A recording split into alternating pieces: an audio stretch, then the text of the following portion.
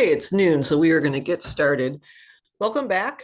This is session 2 of the Find Your Fit College Boot Camp. Today, we are going to be focusing on completing your college application. And just a reminder, these 3 sessions are being recorded. They will be sent out after the boot camp has been completed. There will be resources that are sent out. You can always reach out with questions. If you have questions, I'll be able to answer them at the end of the webinar. I can't read questions and follow my PowerPoint at the same time. So just to stay on track. And my name is Mary Pat O'Neill. I'm an independent college counselor. I'm located in Redmond. I started volunteering with the Lake Washington Schools Foundation, and I'm very happy to be part of their programs, which is the Find Your Fit program. So everything that I'm sharing today is anything I would say to any student I was working with. So I'm not holding anything back. And I'm hoping that when today is done, you have a better idea of how to complete your college applications. And there's a lot of detail with this. I always feel that this is a good session for parents to also watch because of all the details, but you'll understand more as we keep going. Okay. It's not a Find Your Fit webinar if I don't have a freeze. Okay, so yesterday we did the session on how to create a balanced college list and why it's important. Today is how to complete your college application, because you can't complete your college applications unless you know where you're applying to college. And then tomorrow we will be doing the session on how to write a college essay, and that session is longer. It's 2 hours. I sent out some material asking the foundation to send it to everybody who had registered for tomorrow's session. So check your email. If you get it, please print it off. It'll just make you more engaged and connected while I do exercises. So as I said, I love doing these boot camps in person. Doing it remotely is a little weird because I have to look at myself instead of you the whole time. Yesterday during our session, I was making a big pitch for liberal arts and sciences colleges, and I forgot to bring a great resource to your attention. There's a website called Colleges That Change Lives. There's actually a book. The book started it years ago. There's 40 liberal arts colleges in the United States that are noted for how fabulous that they are and what they do to change students' lives. And I just want to bring that to your attention. It's ctcl.org. And I just thought there's a few colleges in the West that you might be surprised to know are part of this. Maybe you didn't know that they were liberal arts and sciences colleges, but that would be Reed, University of Puget Sound, St. Mary's, Willamette, Whitman, and Evergreen State College. So in case you're wanting to explore and you want to know some wonderful schools, those are a few to add to your list. And as I said yesterday, remember, this is not a one-size-fits-all process. So many times when I'm asked questions, I have to say it depends on the college. And let's celebrate the fact that everyone is different. What's right for one student is not right for another. There's no need to share your college list with people. It's kind of like baby names. If you tell people what you're thinking of naming your baby beforehand, everybody has an opinion. Wait till the baby is born and everyone loves the name. So just everybody do whatever is right for you. Don't listen to the noise that's out there. And just a reminder that this is not rocket science. I realize it sounds like there's a lot of moving pieces, and there are, but it's very doable. It is important, though, to be organized. And if organization is not a strength of yours, this is where working with your parents or maybe you and your best friend divvy things up so that everybody knows what's going on and you help each other. I don't know, but you do need to be organized in this. So when it comes to colleges, there are different application platforms, okay? And they're just simply platforms. That's what they are. And it depends on the college as far as what platform they use. And some colleges don't use any of these platforms. Some colleges just simply have their own applications. The Common App is the most widely used application. I think 700-800 schools use the Common App. Another application that used to be more popular was or is the Coalition application, Coalition for College. Until 3 years ago, this was the application that the University of Washington solely used. They stopped, they switched over to the Common App, as did all the Washington State public universities um, back 3 years ago. So I don't see students using the Coalition I don't know, I've had any student using the Coalition the last few years. The University of California system, which consists of 9 campuses, they have their own application. All 9 campuses are on one application. And then Cal State, and that includes San Diego State and Cal Poly, the Cal State schools all have their own application. And so just know that. Today we're mostly going to be talking about the Common App. So once you know where you're applying to college, you do need to figure out what application that they use, and they'll tell you on the school website. But just, take your time, get that all figured out. Sometimes colleges use multiple applications. This would be the case of the Common App and the Coalition app, or the Common App and the Universal app. You only need to use one application. And in my experience, the Common App is the way to go. That's what we're going to be talking about today. It's the most widely used, has wonderful resources, and so know that. And if you haven't started a Common App account yet, I would encourage you to start now, because the more you can get done before school starts, the better off you will be with the college deadlines. And as I said, I will be focusing on the Common App today. So when you go in, you just type in the word Common Application, it'll pop up, you create an account, and you can see these different tabs that they have. Where you want to start is the 3rd tab, which is called Common App, and it is simply a data section. Parents, if you're out there listening, personally, I don't have a problem if parents want to help out and do some of this, because this is somewhat tedious work. It can take 1 to 2 hours just to complete this section alone. Students, if you're doing it, don't try to do it in one sitting. I recommend students say to themselves, okay, I can spend 15 minutes a day. Set a timer, put on your favorite music, work on it for 15 minutes. When the timer goes off, make sure you've saved your work, and then go back the next day. I think it would be a little overwhelming if you try to do it just in one sitting. But if you do it like that, within a week, you'll be done. So, okay. And then just so you know, for every college, okay, let me go back here. So after you've completed this section, then you can go to the College Search tab, which is the 4th tab, and you search for your colleges, and you add each college that you plan to apply to. They do max out at 20 colleges. While I said there's no magic number, I think more than 20 is probably maybe too many to apply to, but you will have your colleges, and then you'll see them under the My Colleges list. That's what they'll show up. And for every college that you put onto your Common App, you will see this information. It will have college information, and then underneath it, then it's the specific application for that college. They have questions, there's a recommenders and FERPA section, and then review and submit. Okay, and we'll be going through all of these.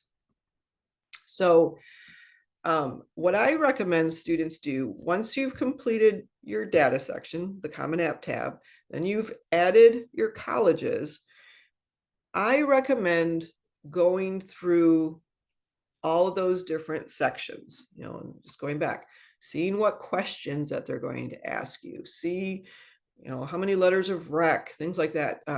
What do they ask you questions about majors?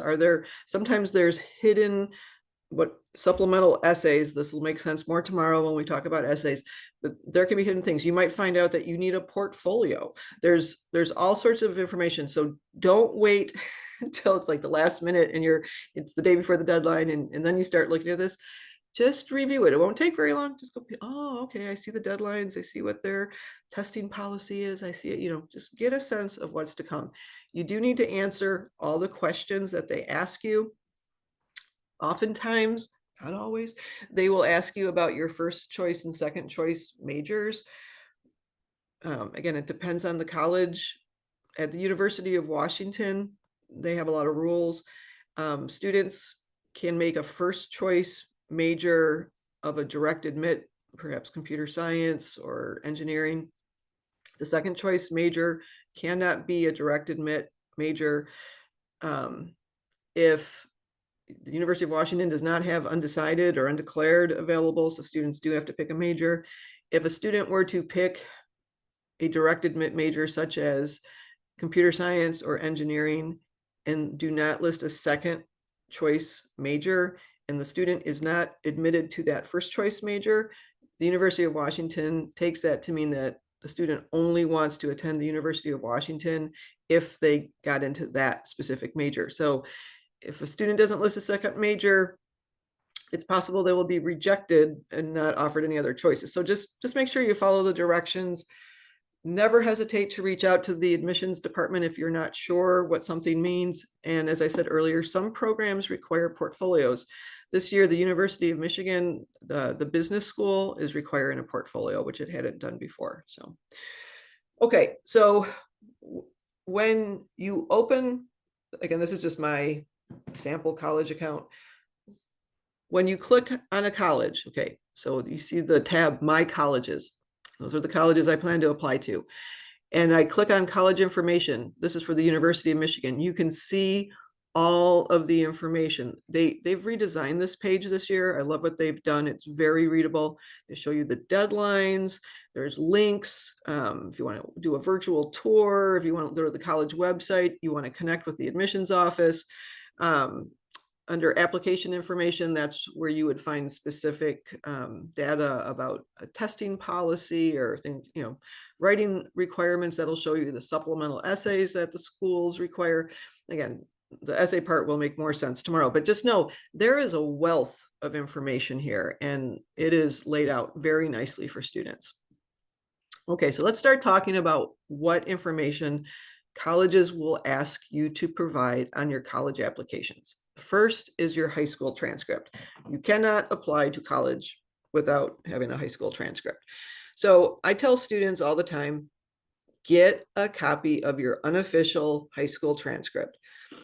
I'm offering this program through the Lake Washington Schools Foundation, which is affiliated with the Lake Washington School District. I realize some of you watching this do not attend Lake Washington School District.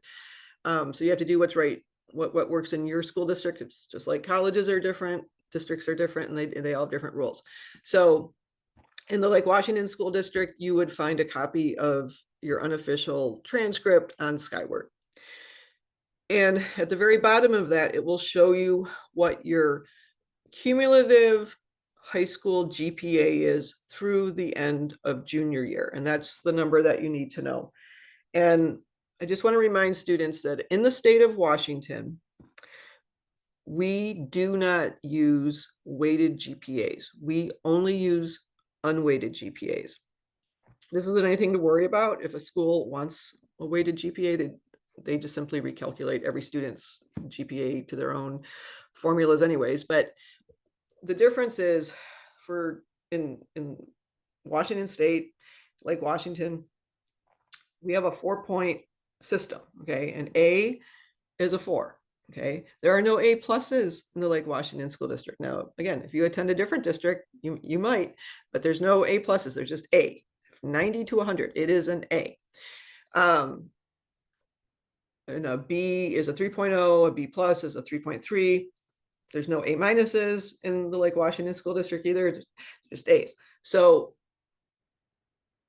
what a weighted GPA is for classes of rigor, which, as I mentioned yesterday, would be advanced placement classes, honors classes, dual enrollment like UW in the classroom. If you're outside of the district and you do IB classes or things like that, they weight the GPA. So instead of a 4-point scale, it's a 5-point scale. So if a student got an A in an AP Lang class and it was weighted, it'd be a 5.0. But again, don't worry about it. Our state does not do it. And when you actually fill out your college applications, they will ask you, what is your cumulative high school GPA through the end of junior year, and you'll say whatever number is on your transcript. And then there's two boxes, and one says, is that a weighted GPA or an unweighted? And you say unweighted. And again, every college, when they get a student's transcript, they have their own methodology, and they just dissect it and take it apart. And so you don't have to worry about it. But just understand that. So going back to the Common App, you will see in the Common App tab at the very bottom, there is a tab that says courses and grades, okay? So again, this is just my little sample account that I have.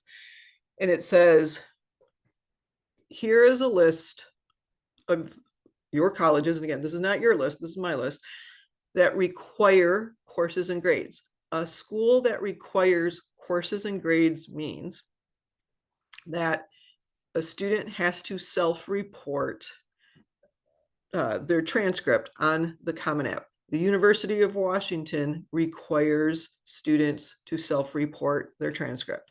Where it says not used, those are schools that instead will reach out to the counseling department, a student's counselor, and ask them to send them the transcript that way. So any of you who are applying to the University of Washington know you will need to self-report your transcript. And what it says is, can you get a copy of it? And yes, you can, okay? And then you say yes. And then they ask for 9th, 10th, 11th, 12th, and other courses. Okay, so you should have 9th, 10th, and 11th, no problem. 12th grade, you won't complete anything there.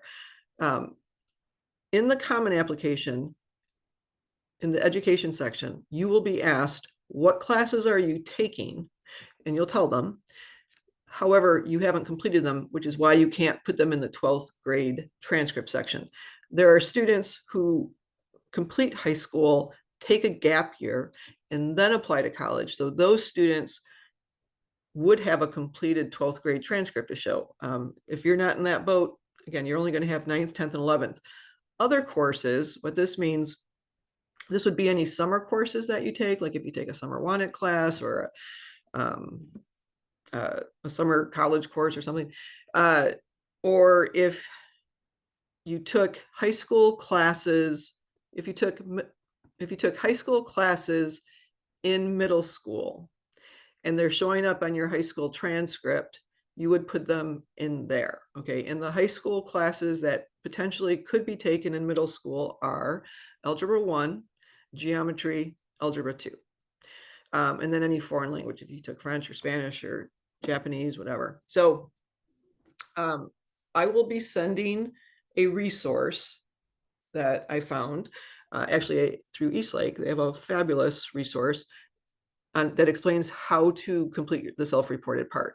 But I just want to show you this. So it says, if any middle school courses appear on your transcript, you do not need to note the middle school's name. Please use the high school name where you receive credit. Okay, so just note that. But you just take what is on your transcript. Like I said, here I went to Eastlake High School, and the school year that I took 9th grade classes, and then they ask you what the grading scale is. And again, it depends on your school. In the school district, like Washington, it's A through F, and we use semesters. So you just go through. FYI, there's an R on the Lake Washington transcripts. There's no final grade. There's just a semester 1 grade and a semester 2. There's no final grade. Other school districts do it differently. So again, it depends.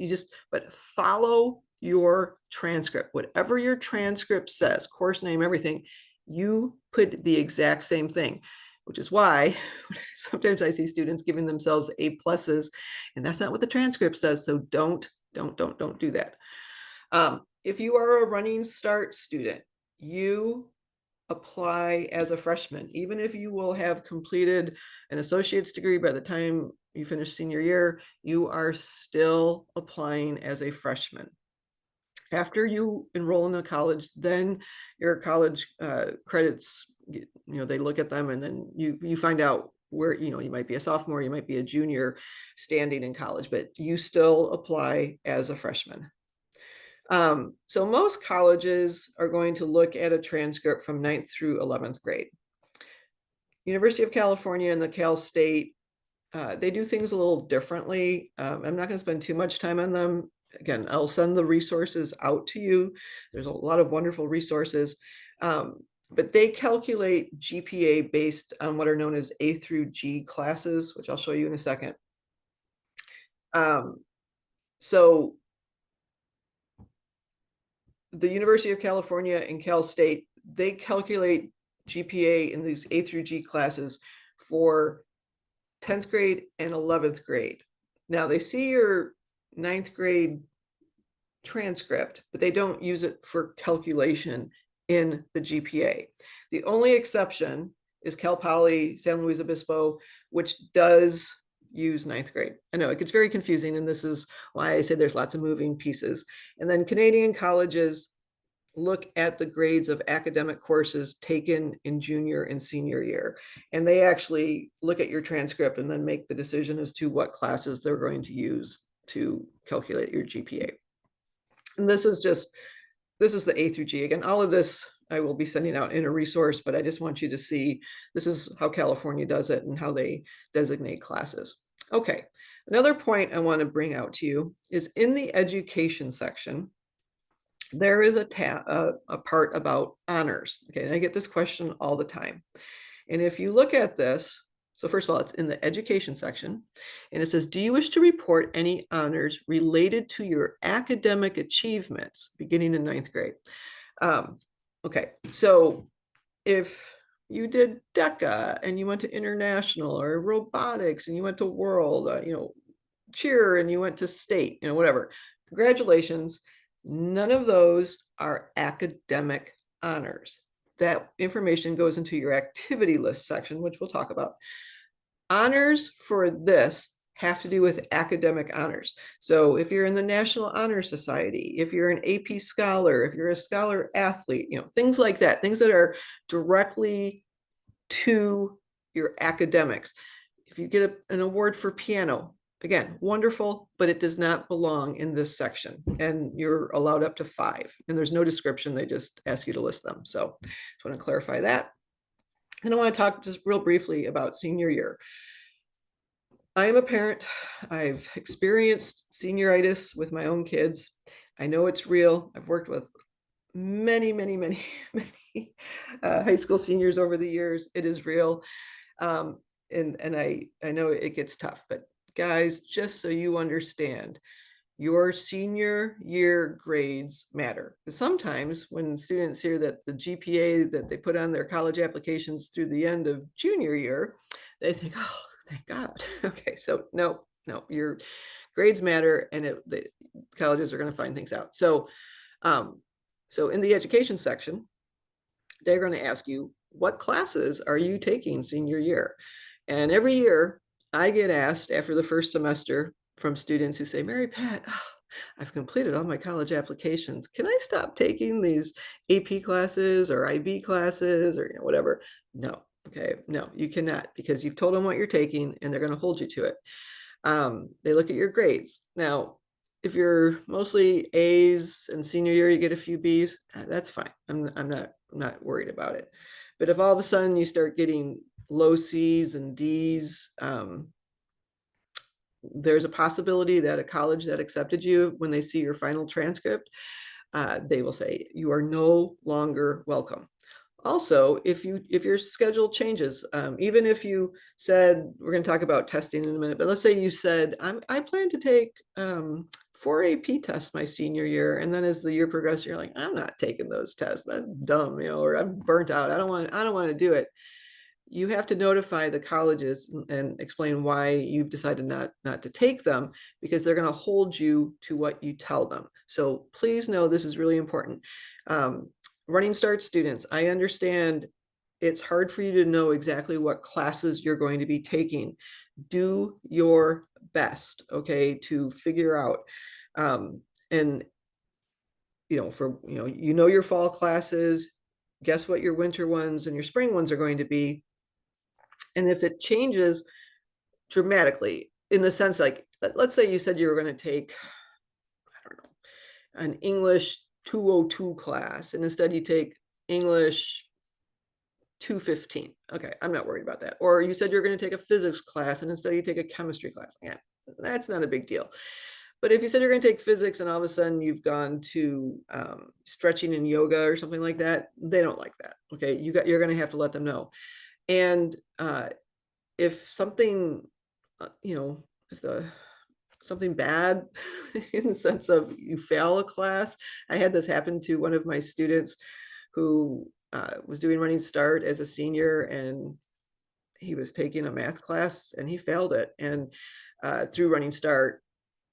And he had just been accepted to Cal Poly San Luis Obispo for engineering, and he was so excited. And I said, you're going to have to let them know that you failed that class, because there's a very good chance they're going to say, bye-bye, we're not interested in you as a student anymore. So please, please, please, please, please pay attention to your senior year grades. And if anything changes, you fail a course, or you don't do well in a class, or your schedule changes or whatever, just communicate. Colleges don't like surprises. You'll also see on the Common App, they'll tell you everything that is going to be required document wise. So you can see this example that I give here. Again, it depends on the college, but this particular school wants a school report, which is provided by the counselor recommendation, a mid-year report, which is your first semester grades. And again, this is nothing you need to take care of. Your school counselor takes care of it. They know, and the colleges notify them. The final report, that's your final transcript. That is only sent to the college whose offer of admission that you accept. Okay, that's the only people who are going to get it. For this school, teacher evaluations, one is optional, and they don't accept any other. Again, we'll talk more about those, but I just want to stress senior year does matter. Okay, let's talk a little bit about test scores. Primarily, I'm talking about ACT and SAT, but I will also be talking about advanced placement, AP scores, and a little bit about other ones. Okay, so most colleges continue to be test optional. This includes all public universities in the state of Washington and California. So UW does not use test scores in the admissions process, okay? If you have ACT and SAT scores, colleges accept both. They don't have a preference to either one. These scores are meant, or these tests are meant to measure what a typical junior in high school knows. So if you're somebody who's not a senior yet and you haven't taken them, don't worry. This is not something you need to do until junior year. You have, in most cases, students have till late fall of senior year to take it. If you discover that you do need a test score and you haven't taken one, I think a lot of the high schools are going to be offering the SAT for seniors on the day that the PSAT is given to juniors. That's in early October. So just keep that in mind. I've been hearing that it's pretty hard to get a seat at the SAT or the ACT, on the Saturdays. So sometimes test scores are used for merit aid. The writing section is not required unless you're applying to a military academy, and that is only for the ACT. The SAT does not offer a writing section anymore, but it's important. Please pay attention to a college's specific policy. I'll show you how you can find it. Every school has their own policy, and you'll see it on the Common App, and they vary greatly about these. And as of June, everybody seems to think that all the schools are requiring test scores. They're not, okay? When COVID hit, about 800 schools truly went test optional or test blind. Yes, and there have been a few who either have gone back or never stopped asking for test scores. But it really isn't that many schools. So if you're somebody who doesn't test well, or you just can't do it, just have a college list that doesn't require test scores. Okay, so when it comes to standardized testing, and again, this is with the ACT and SAT, although it can also apply to the advanced placement scores. So there's what's known as self-reported, which means the student reports them on the college application, on the Common App. And then there's official scores. So self-reported scores are simply that. A student reports them on their Common application. And again, the Common application is great. It is a platform. Again, when you look at your colleges, if you have test scores, again, do your research, and you should have a sense of, are these test scores good for this college? And you could have a 1350 on the SAT, which for some colleges is going to be phenomenal, and for other colleges it's not. It just depends on the college, and you can find that information on College Board, College Data. You can go to the school's website. You can ask the admissions people, hey, can you give me an idea? Because where you ideally want to be is in the 50th percentile, at least, of admitted student test scores for admitted students.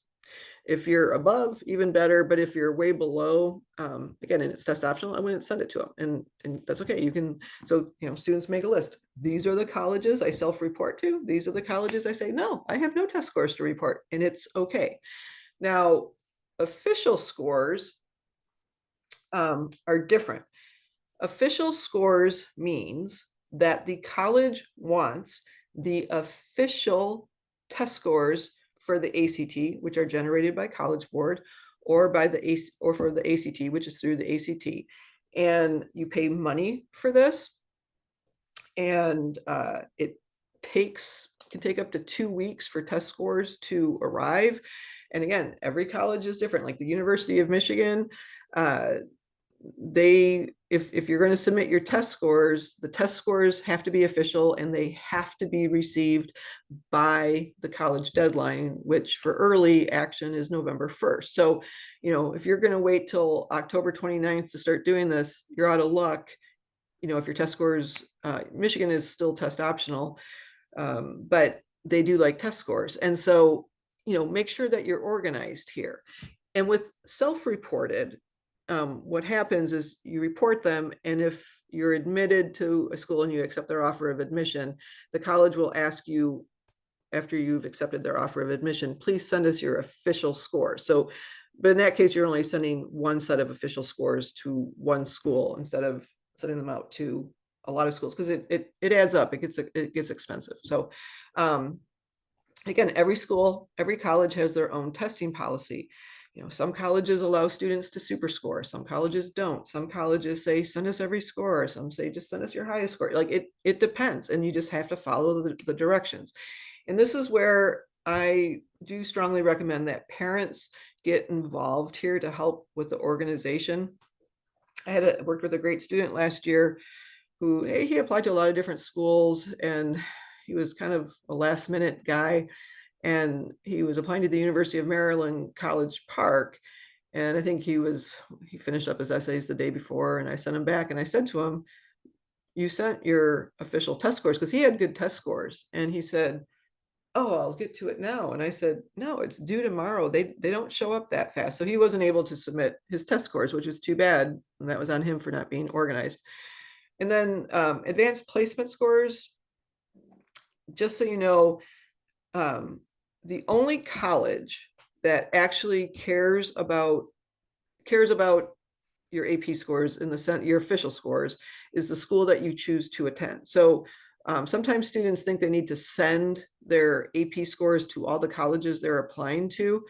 That gets very expensive because it's through the College Board. The College Board is a business, and I don't even know what the fee is.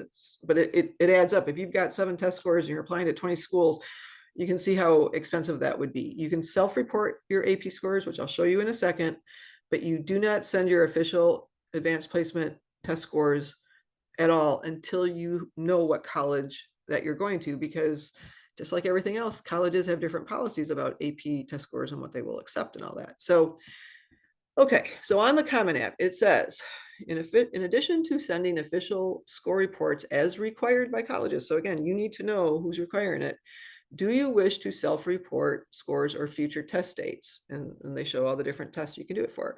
And again, this is my sample account. And I said, yes, I would like to do that. And I want to do it for my AP subject tests and for SAT tests. So then it says, what is the number of SAT scores I wish to report? And I said, I want to do 2. Do you wish to report an essay score? No, no one has those anymore. Are you planning to take the SAT in the future? And I said, no, I'm not. But if you are and you want to send it, you can do that. So, and then if you want to know a school's official testing policy, when you go to the My List of Colleges and you look under college information, and it's under the application information section. It's a pull down menu. You click there, and this is UW, and it says test policy information. Okay, and this is specific to a college. So if I want to go figure out what UW is, I'm going to click on that link, and it's going to lead me to their website and outline everything. In case you're wondering, UW does not look at test scores for the purpose of admission. So if a student submits test scores and they're not fabulous, they don't see them. Okay, there's blah blah blah blah blah blah. But what it says on UW's website is, so a test score will never be used to hurt a student's admission chances at the University of Washington. What happens is there is a very small number of students who were perhaps right on the cusp of being admitted. UW uses a point system for admission. And they were right on the cusp and they didn't get in. So then what they do is they go to see, did that student submit strong test scores? And UW's website has been updated this year and it spells it out. A strong test score for the University of Washington is SAT score of 1400 or above, or an ACT score of 31 or above. So if a student has submitted strong test scores, those test scores could be enough to push them into the admit pile. And the way UW explained it to the local area college counselors was that if they received 65, 70,000 applications, there were 100 instances of students being right on the cusp. They looked to see if there were test scores, and in 10 situations, 10 students were admitted to the University of Washington based on those test scores. So it's a very, very minute number, but it does explain that on their website. So again, if you want to understand the policies, go deep and look at the school's test policy. Now, then the Common App will say, because I said, oh, I'm going to show my SAT and my AP scores. And it says, number of AP scores you wish to report, including tests you expect to take. So again, you don't have to share everything. I get this question a lot. So in case you are not aware, every college has a different AP credit policy. Okay, and if you go on to College Board and you type in AP credit policy, it'll bring up all the different colleges and it'll tell you. So there are some colleges that take 3, 4s, and 5s. There are colleges that only take 4s and 5s, and there are colleges that only take 5s. So if I'm applying to colleges that only take 5s and I have a 3, and a 3 is a great score, you guys, you passed, it's awesome, good for you, I probably wouldn't show it to that school. But would I show it to a school that takes 3s? Heck yeah, I would. And again, that's where, remember, this is a platform and you can submit and then you change and you go, no, I'm not going to send it to these. And in most cases, a college pays more attention to the grade a student got in the AP class versus the score that they got on the test. So, and that's why, again, you should be aware of the school's testing policies, especially as you go into senior year. I've worked with students who said to me, I've maxed out the amount of AP credits that I would have accepted. So I'm not going to do the test senior year because there's no point, because I won't get any credit for them. That's not a bad thought process. So just know you can do things like that. Take the time and research things. So here's my thought process. If a school is test optional and it isn't highly selective, let's say it's got 50% or higher acceptance rate, 40% or higher, I don't know. I wouldn't worry about submitting test scores. Now, for more selective universities, remember, I'd say this is schools with acceptance rates of 30% or less, or if I'm applying to very selective programs like computer science or engineering, I would submit test scores if at all possible and if they're strong. Again, pay attention to what the college is requiring. It's possible that AP scores are important. Again, you can ask the admissions office about their, how they view things. So, we've talked about grades, we've talked about test scores.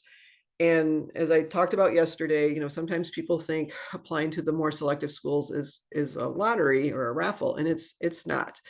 And again, bravo to you if you have a good GPA, you're a high achieving student with taking lots of classes of rigor, and you happen to have test scores.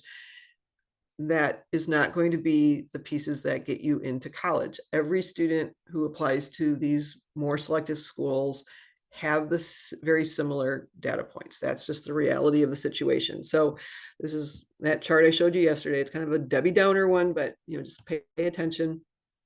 Harvard got 56,000 applications last year and rejected 54,000 of them. So what else can a college look for? Okay, then we're going to look at a student's high school activity list. And there's different categories of activities. And basically, colleges just simply want to know when a student is not in school and they're not doing homework, how are they spending their time? And you can participate in high school clubs and organizations. You can do things within your community. You can be in a sport. It can be through a religious organization. They do differentiate between extracurricular and volunteer activities. You can have a job, you can have hobbies and special interests, you can have awards. Some students have family obligations. Like when I was growing up, I had to watch my little brother after school because my mom worked. And so it kind of limited what I could do. So if you have those type of responsibilities, bravo to you for doing that, and make sure that you include them. So, and also any summer activities, if you do a WANET class or you do research projects, but they just want to know, how are you spending your time? And they want to know the hours per week and the weeks per year for each activity. And this activity list starts in ninth grade. And technically ninth grade started the day eighth grade was over. So the things you did the summer before ninth grade count as part of your activity list. And this is what it looks like on the Common App. And this information is in the Common App tab, the third section, the data section. Do you have activities you wish to report? Now, students are allowed a maximum of 10 activities. And some students who are perfectionists try to come up with 10 activities. And I've seen things like going on vacation with my family or working out at the gym. That's not really what colleges are looking for. If all you do are 3 or 4 activities or 1 or 2 activities and you go deep, awesome. Colleges love that. So just because they give you 10 spots, you do not have to do 10. And if you say, well, I got 12, we'll look through them. I bet there's some of them that maybe you only did it for 1 year or something like that. And then it's not really critical to who you are as a person today. But anyways, so they say, do you have activities you wish to report? And I say, yes. Now it says, please list your activities in the order of their importance to you. Okay. Make sure you're putting them in the order of importance to you. One way to do this is have an index card, one for each activity that you have. Fill out the other data, but then you can kind of rearrange them. That can help you visualize what's the most important ones to you. So under first, there's an activity type. And it's a pull down menu. It has tons of things. Is it a club or is it a volunteer situation? Is it a sport? Is it? And I said I was doing a research paper. I was the author. I self-published a novel. Whatever. Then they give 150 characters, not words, characters to describe the activity. So you can't go too in depth. You do not have to write incomplete sentences. You can just do little bullet points. They ask you what grades you participated in: ninth grade, 10th grade, 11th grade, 12th grade. So if you know what you're planning to do senior year, include your senior year activities too. What's the timing? Is it during the school year? Is it during the school break, which means summer? Or is it an all year activity? And then again, hours per week, weeks per year. Just do your best guesstimate for this. I realize for some activities, there can be time periods when it's super busy and other times where it's not as busy. Pay attention to the number of hours total, because you can keep adding activities.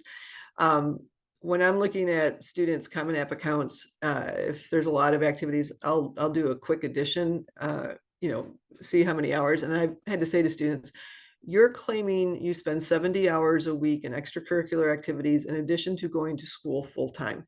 Something's off. This is not accurate. So do pay attention to that.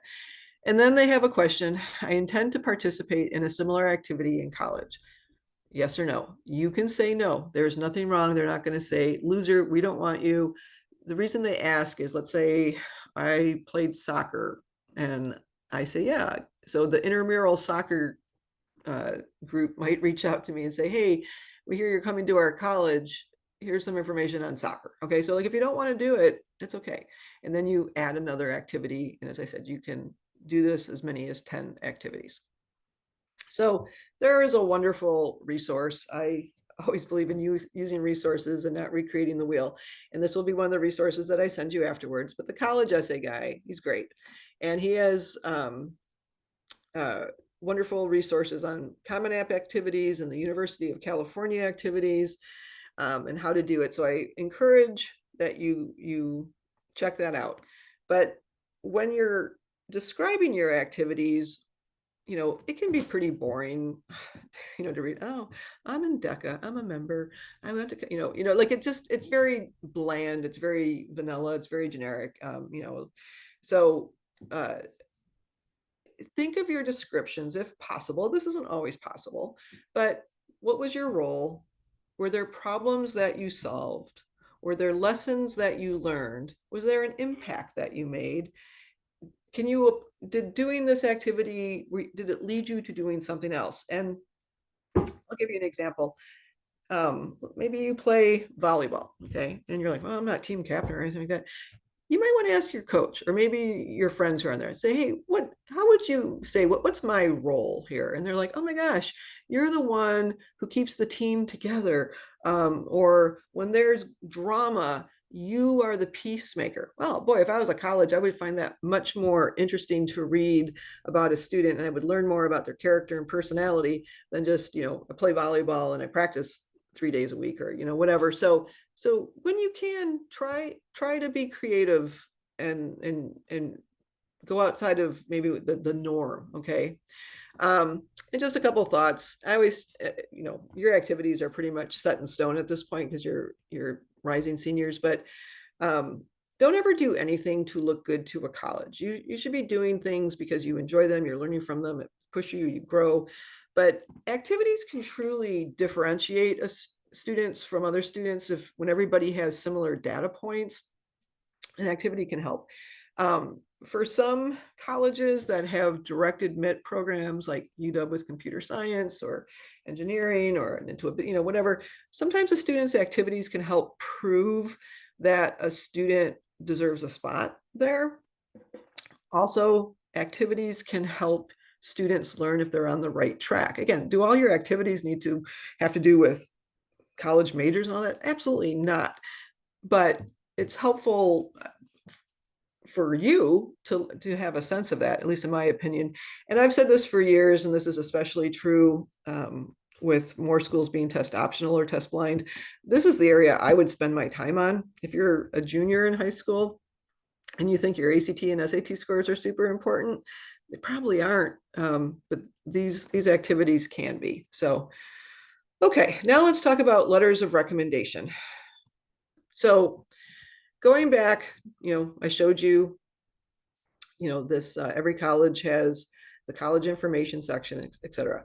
So we're talking here about the recommenders and FERPA section. Now, before you can even see any information about any college, doesn't matter who the college is, you cannot do anything until you do what is known as the FERPA release authorization. Okay, you only have to do it once. And once you do it once, that authorization applies to every college on the Common App that you are applying to. And what you are saying is basically two things. One, you're giving permission to your school counselors to send your transcripts on your behalf in any school reports. And secondly, you are saying that if there are letters of recommendation involved, that you are saying you did not see the letters of recommendation. Okay. And if you don't sign off on the authorization, colleges will not look at your application. So this is an important thing. Feel free to read all the information that you want, but you need to say yes if you want to apply to college, because if you don't say yes to this, well, your transcripts aren't going to get sent, and and the college may not look at your application. So just make sure you do that. And then what I'm going to talk about here with letters of rec, if you attend a school that uses the Naviance system, like Washington does not use Naviance, it uses Skyward. Bellevue and Seattle schools use Naviance, and I'm sure other ones. So what I'm about to say does not apply to you. You have to do it through, you have to do letters of rec through Naviance, and your school will give you instructions on that. So, okay, so there's different types of letters of recommendation. There's a counselor letter, there's teacher letters, and there can be what's known as an outsider. If a school asks you for a teacher recommendation, the teacher must have taught you in high school. So if you say, oh, the principal's going to write it for me, well, unless that principal was a teacher and taught you in high school, you can't do it. Or if you say, oh, the football coach is going to do it, maybe the football coach is a teacher, awesome, but if he didn't teach you the class, like just because he's a teacher at the high school, if they didn't teach you, they cannot write teacher recommendations. They can do the other ones, the outsider, but not that. If you had a teacher who was great and awesome, you loved them, had a great relationship, and then they left, as long as you have a valid email address for them, they can still write you a letter of rec. So I already talked about FERPA, which stands for Family Educational Rights and Privacy. So the teachers must have taught you in high school. Typically, students are picking core teachers, and typically it's either junior or senior year. Again, it's not a hard or fast rule, but that's what colleges prefer because they're more recent, the work is harder, that type of thing. I always stress the fact that teachers do not have to write letters of recommendation. It is above and beyond their job description. It is a ton of work. And so do all that you can to help your teachers. Hopefully you've already asked for letters of rec if you need them. If you haven't, you're going to want to do this as soon as school starts up because you have to give them plenty of notice. It can be helpful to give them information to help you write their letters. Again, be organized, be strategic, think about who you want to have. Typically in your school counseling office, there is some sort of a form that they want students to use. These are fairly generic, and if I were a teacher and this is all that I got, I think I would probably write a fairly generic letter of rec. And students always ask, who should I ask? The best teacher to write you a letter of recommendation is a teacher who actually knows you. You've spent time with, they give them a sense. I think if I were writing letters of rec and a student came up to me, they'd already, they'd ask, you have to ask for permission, like, would you be willing? And, if I'd said yes, and a student said to me, hey, Mrs. O'Neill, thank you again so much for your willingness to write me a letter of rec. I'm wondering, would it be helpful to you if I came into school early or stayed late or met during your lunch hour? And we could talk for a few minutes and you could ask me any questions. And I would be like, oh, heck yeah, that would be great. And then the student said, well, here's the form. And then I'm also going to give you a copy of my high school activity list so that you know what I do outside of class. And just 10, 15 minutes of talking with us to a student and asking questions, I would probably end up writing a much more personalized and enthusiastic letter of recommendation. Any teacher who writes you a letter of rec, make sure you thank them profusely, keep them posted, don't nag them.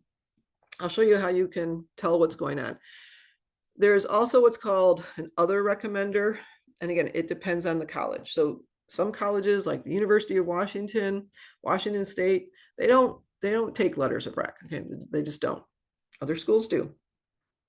And some colleges, you'll see what's called an other recommender. And then it says recommender types accepted by this college, because again, every college is different. There are some colleges that only take one type and others. So for this specific example, it says they would take an arts teacher. So this could be band or drama. Clergy, that means, somebody through a religious organization that a coach, that could be a sport.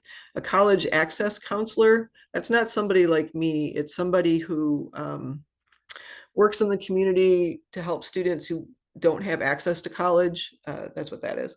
An employer, if you have a job, even babysitting, whatever. And then other, that means your grandma could could write. And in this particular instance, you can see that 0 are required and up to 2 are allowed. So, and then what you do is you click on invite recommender. So the same thing is true for teacher recommenders. There's a big button, it says invite, and you click on it and then you fill out the information. The most important, you have to say what subject it is, and the email address is very important. And what happens when you hit invite, the teacher immediately receives a request from, say, the Common App is notifying you that Mary Pat O'Neill has requested a letter of recommendation. So that's why you want to make sure you've talked to the teacher. Don't surprise them if you haven't talked to them and they haven't said, oh yes, I'm happy to do that. Do not send an invitation. So, okay, this is for the University of Michigan. You can see for teacher recommendation, it says 1 is required and up to 3 optional. 1 plus 3 is 4. And I will tell you, again, I've done this for a long time, letters of rec are not easy. They require additional work, extra organization, you have to be on top of things. I get it. And what typically happens is that students do the minimum. Oh, okay, I only have to send 1. Well, I don't know if you remember from our conversation yesterday, but I was saying that Michigan is an extreme reach school. It's very hard to get into. And if you have the option of having people say nice things about you and they accept up to 3 more, again, do you have to do 3 more? No, but I'd probably do 2 if it were me. Sometimes when students will say, oh, I didn't get in, and I'll say, how many letters of rec did you send? Oh, just 1. It's like, I wonder if the other 2 or 3 might have made a difference. But again, that's my advice. Okay, so again, these are sample. I've got my family here pretending that they're teachers. But so, okay, so I invited 3 teachers. I invited Tim O'Neill is my math teacher. And no paying attention to the dates, these are old. Margaret O'Neill is my science teacher. And then Mary Pat O'Neill is my English teacher. So, and I want to know the status. So, okay, I sent this on August 10th and my math teacher has not started my letter of rec. Now my science teacher, I sent it on the 10th also, I can tell they have started it. That means they had to open it up. Okay, so they've started the process. And then, oh, look at my English teacher. They got it done right away and they submitted it. Okay, so let's say it is, I don't know, the end of September. You've sent, you've asked for letters of rec, all this kind of stuff like that. And you're like, oh my God, I got November 1st deadlines. I gotta check on these things. So if it were me, I would go up to my math teacher and say, hey, thanks again. I noticed on the Common App that you haven't started my letter of rec. Can you give me an update on that? And he might say, oh my gosh, I'm so sorry. Yes, we have a professional day next week or whatever. I'm going to be working on them all next weekend. It will be submitted by the 10th of October. Okay, take a note, October 10th. And same thing with your science, whatever they say. And then I would thank my English teachers. Oh my God, I saw that you got that submitted so quickly. Thank you so much. It's a big relief because at least you know for sure you got one of them in. Anyways, and then if it's October 10th and you check and you say, okay, my science teacher has submitted, but that math teacher, he has still done it, and you're going to have to follow up again. Keep your calm, be nice, be polite, bake cookies, do whatever you need to do, but you do need to follow up on these. So that's how you do it. Then, okay, so to the University of Michigan, I have eventually I get submitted 3 letters of recommendation and they're in this platform known as the Common App. So there's these 3 letters. Then I'm applying to a different school. I can't remember. Oh, this is USC. Okay. USC does not require any letters of recommendation, but they do accept 1. Okay. So now I have to decide which of my 3 teacher letters that are in this platform, which one am I going to assign? And again, you make the decision, not me. Who do you think knows you the best? Or, if I'm applying, I don't know, if I'm applying to a STEM program, maybe I want to do the math or science teacher, but maybe I want my English teacher to show a different side of me. I don't know, you guys. And this is where you need to know who your teacher is and get a sense of what they probably saw in you. But you then assign, and just so you know, teachers have no idea if you've like how many times you use a letter of rec, blah blah blah. They don't know any of that. They just know that they've submitted. It's in the platform. So don't worry about hurting anybody's feelings or anything like that. They just don't know. There's also a section called advisor. This is after the letters of rec, teacher, other, and then there's a thing called an advisor. So if you have somebody in your life who has been very helpful to you, wants to review your Common App for mistakes, like it could be, your parent or an older brother or sister or something like that, your best friend, whatever. But it says an advisor can be anyone assisting you with your application. They can review your application and give you personalized feedback. You can have up to 3. Advisors do not submit any forms on your behalf. Colleges will not receive any information about your advisor. So colleges have no idea if a student has an advisor. And what happens, because I'm an advisor for the students I work with, I can see their Common App, and I check it for mistakes, or if I think things aren't in the right order, or if there's missing information, whatever. I'll tell the student that, but I can't make any changes to it. I can just see a document. So, I encourage you to have an advisor. That can be a good thing. Okay, then the final thing that they're going to ask for is the college essay. And not all schools require them. But this is where a student's activities are very powerful. And we'll talk about this more tomorrow. It's a very different style of writing than what you're likely used to. It's a conversational storytelling. And your goal is to tell a story that you're the only person in the world who can tell it, which I know sounds intimidating, but I hope after tomorrow's session, you feel a lot more confident about that because you can do it.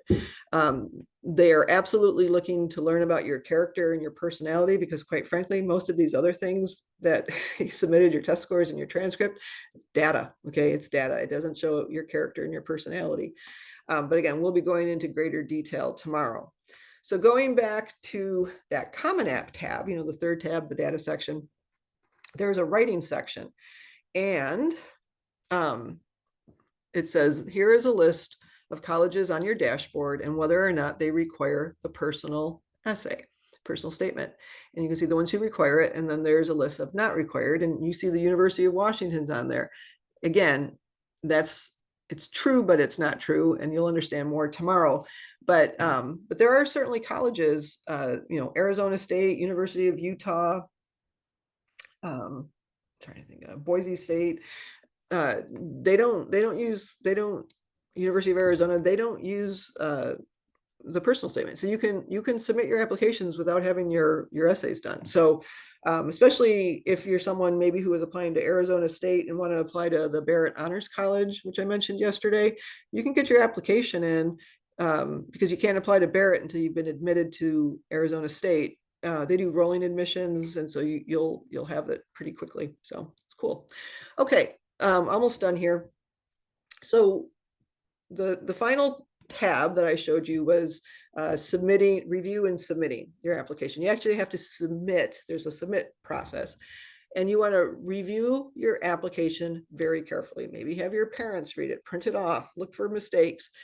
Take your time because you can only submit once. Okay, you can't go and say, oh my God, I made a mistake. Can't do that. There is a fee. There is a fee. Every college application has a fee involved. So you are going to need a credit card in order to pay the application. If you are somebody who needs fee waivers, these are available and you're going to go through your high school counselor. They will provide those for you. And please do not wait until the last minute to submit your applications because application platforms sometimes crash. It happens every year. So most college applications are due in November. November is a very, very busy month, but they can extend longer, obviously, too. So let's talk about the different types of application deadlines. So the first one is called early decision, all right? And sometimes a college might offer early decision 1, early decision 2. Early decision 1 is the earlier date. Early decision 2 is the later date. Now, with all these deadlines, not all schools offer all these different types of application deadlines. Some colleges only offer one, but early decision is a binding deadline, or it's a binding decision. So it's a very serious. If you've never visited the campus, please do not apply early decision. If you are somebody who you want to see what colleges give you the most scholarship money, do not apply early decision, because so when a student applies early decision, and the student can only apply to one school early decision, and no one has to apply early decision. Just, I always want to make sure that you understand it's a choice. Some people do it, some people don't, but it's binding. And the reason colleges like it is because they know that the student's going. So they get their numbers that way. They can fill their classroom. But when you apply early decision, the student signs a contract, the parent signs a contract, the school counselor signs a contract. It's very serious. Okay, so, and then if you get accepted early decision, you then have to tell all the colleges you've applied to rescind your application, because you know where you're going, and you're going here. Okay, so this is a very serious thing. Don't mess around. Then there's early action. And again, they can have early action 1, early action 2. Early decision is typically November 1st, November 15th, maybe. Same with early action 1. Early action 2, early decision 2 could be December 1st. It could be January 1st. Again, it depends on the college. But early action, I love early action, especially for students who are organized and are on top of things, and they're not waiting for senior year grades to maybe improve their situation.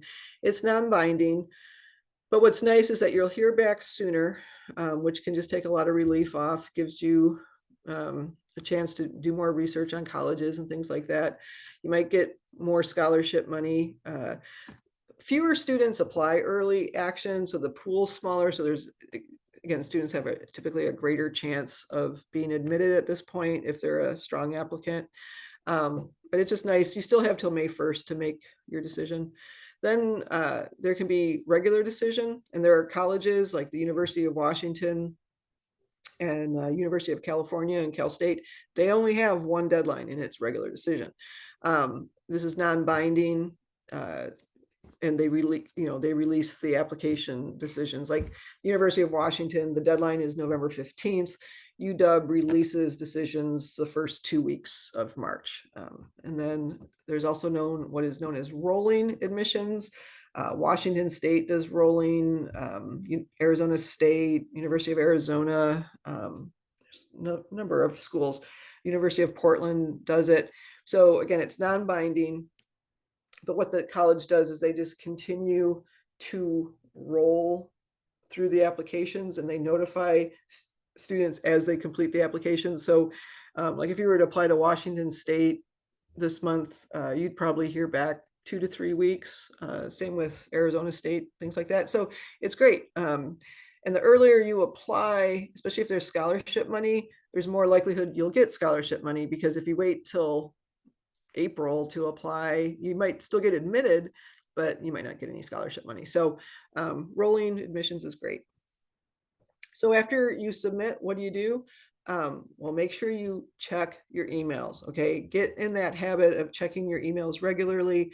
Many colleges use portals to communicate. They might tell you if something's missing or everything's complete, but within 1 to 5 days, you should be receiving an email. And if you don't, you want to make sure, like maybe you forgot to hit submit, maybe you forgot to give them a credit card, and your application's just sitting there.